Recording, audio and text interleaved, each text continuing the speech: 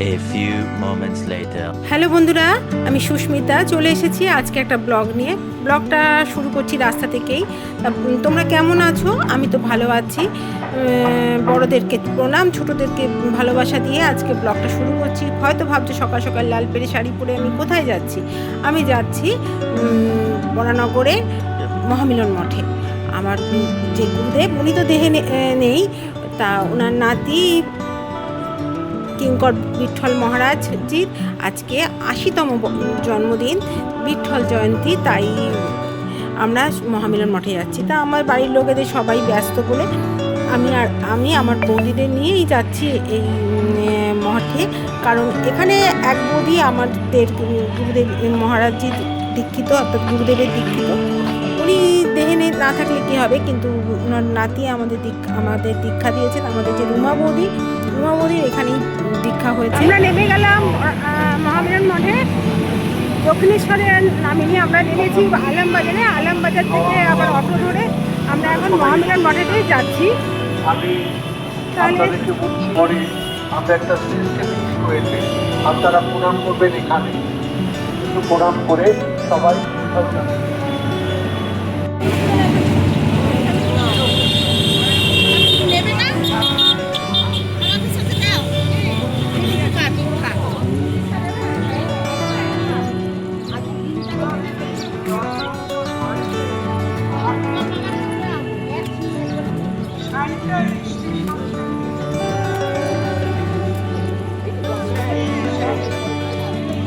আমরা চলে এসেছি মহামিলন মঠে। আজ মহারাজজির জন্মদিন। ঠাকুরের ভাবধারা নিয়ে যখন বিদেশ প্রথম সফর করি, সেই বিদেশ সফরের পরিবেশনা কাটানো ছিল আমাদের থেকে সুতরাং আজকে এই পুনর্দাস বাবু আমাদের সম্প্রদায়ের সঙ্গে কমেন্ট করালো। আমাদের সম্প্রদায়ের একটা স্তম্ভ, সেই স্তম্ভকে আমরা আজকের দিনে পেয়ে আমরা ধন্য। আমি সবাইয়ের কাছে একান্ত অনুরোধ করছি, কেন আমরা একটু লেট রান করছি, যারাই বলেন একটু আশীর্বাদ দিয়ে আপনারা জানবেন। আমি এবার বন্দে গুরশ্রীচরণারবিন্দ শ্রীমন্নারায়ণ সমারভ্য বল্লভাচার্য মধ্যমম अस्मत् आचार्य पर्यन्तं वन्दे गुरु মঞ্চে উপবিষ্ট দৈনিক নাসিগণ, যাদের আবির্ভাব মহিমা জীবনের সর্বাপেক্ষা প্রিয় বস্তু করিয়া লিখা, যারা চালায়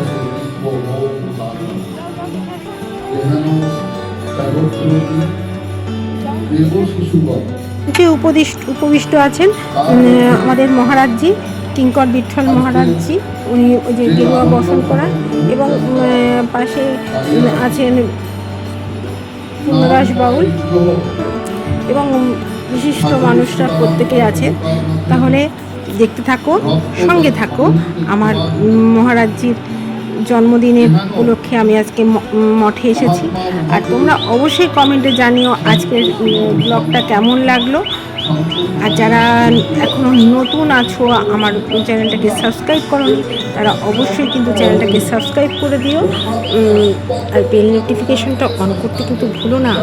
আর মঠে যেহেতু চলছে বাসন্তী পুজো, এটা বাসন্তী পুজোর সপ্তমী দিনের ব্লগ।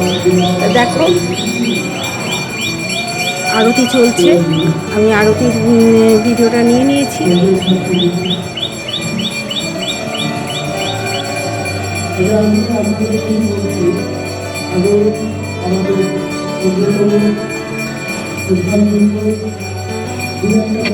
বাড়ির পাশে আম গাছে টুনটুনি পাখির ডাকের আওয়াজ আসছে। তোমরা কিন্তু কিছু মনে করো না, এটা টুনটুনি পাখির ডাক। আর দেখতে থাকো তাহলে। আর উপবিষ্টদের বাউল সম্রাট পূর্ণদাস বাউল মঞ্চে উপবিষ্ট রয়েছেন।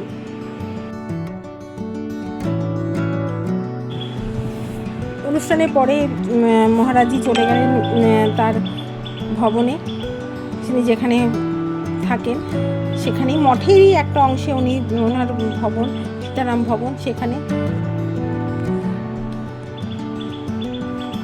এবং অনুষ্ঠান শেষে অনুষ্ঠানের দুপুরের মধ্যাহ্ন ভোজনের জন্য প্রত্যেককে বলা হয়েছে যে প্রসাদ বিতরণ করা হচ্ছে, বিভিন্ন জায়গায় প্রসাদ বিতরণ করছে, প্রত্যেককে প্রসাদ নিয়ে নিতে। আমরা এখান থেকে আমরা চলে যাই প্রসাদ নিতে সীতারাম ভবনে। মহারাজজি যেখানে থাকেন ঠিক সেখানেই আমরা যাচ্ছি প্রসাদ নিতে। মহারাজজির গাড়ি চলে যাওয়ার পরেই আমরা যাব, তাহলে আমাদের সঙ্গে চলো। তার আগে ওখানে যজ্ঞ চলছে, সেখানে ভিডিও আমি কিছুটা তুলে নিয়েছি।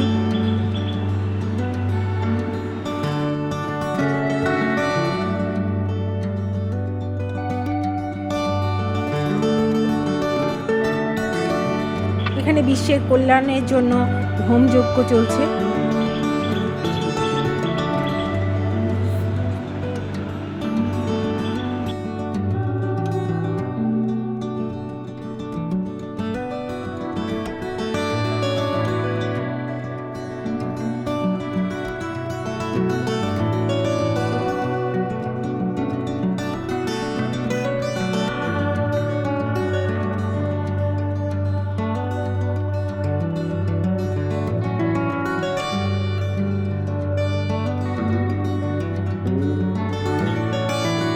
আমাদের পেছনের সবুজ ছাড়ছে না, দেখো সবুজ বিরিয়ানি। এই যে সুস্মিতা বৌদির জন্য আমাদের সবুজ ছাড়ছে না, পাতাটাও দিয়েছে সবুজ। আর এখানে সবাই কিন্তু পেয়েছে এমনি পাতা, আর আমাদের দিয়েছে সবুজ। আমাদের 5 জনকে কিন্তু সবুজ দিয়েছে, দেখেছো? দেখো সবুজ, দেখেছো কি অবস্থা? দেখেছো সামনে সবার কিন্তু কারো সবুজ নেই, কিন্তু আমাদের 5 জনকে সবুজ। প্রসাদ গ্রহণের পরে আমরা চলে আসি আবার রাধা গোবিন্দ মন্দিরে। এখানে এসে কিছুক্ষণ বিশ্রাম নিই, কারণ হচ্ছে খাওয়া দাওয়া হয়েছে তো একটু বিশ্রাম নিতে বসে যে এক্ষুনি ওদের মধ্যে আমরা ফিরবো না, আমরা একটু বিশ্রাম নিয়ে একটু বসে তারপরে যাব। এদিকে মঞ্চ আবার সাজানো হচ্ছে, কারণ সেদিন আবার আরও প্রোগ্রাম যেহেতু হবে সেই জন্য মঞ্চ সাজানো হচ্ছে। আর এদিকে চলছে নাম কীর্তন। এখানে অখণ্ড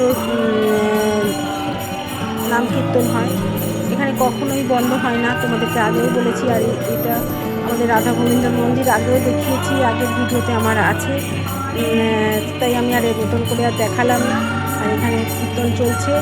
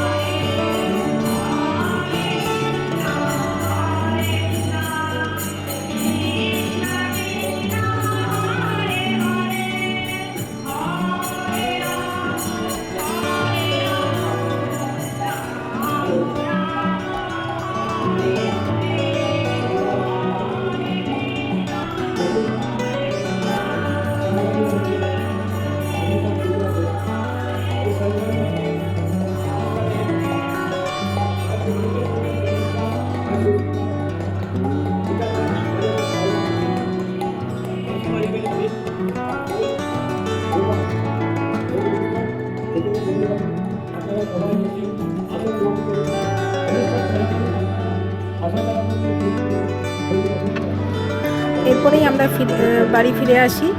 ওখান থেকেই বাস ধরে আমরা চলে আসি দক্ষিণেশ্বর, এবং দক্ষিণেশ্বর থেকে DN44-এ আমরা বাড়ি ফিরে আসছি।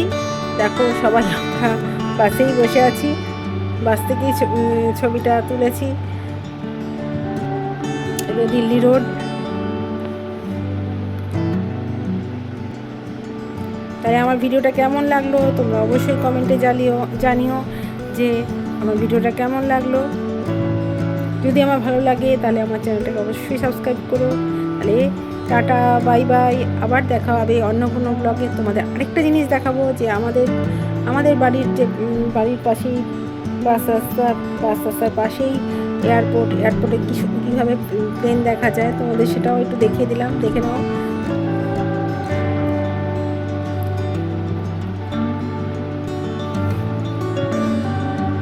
আমাদের বাস যেমন চলে, আমাদের বাড়ির বাস থেকে প্লেনটাও ঠিকভাবে চলে, কখনো বা রাস্তার রোডের উপর দিয়ে চলে যায়। আমাদের ঘোরা হয়ে গেল, এখন আমরা বাড়ি যাচ্ছি। হ্যাঁ, এরপরের পরিকল্পনা কি? টাটা, সবাই টাটা দিয়ে দাও।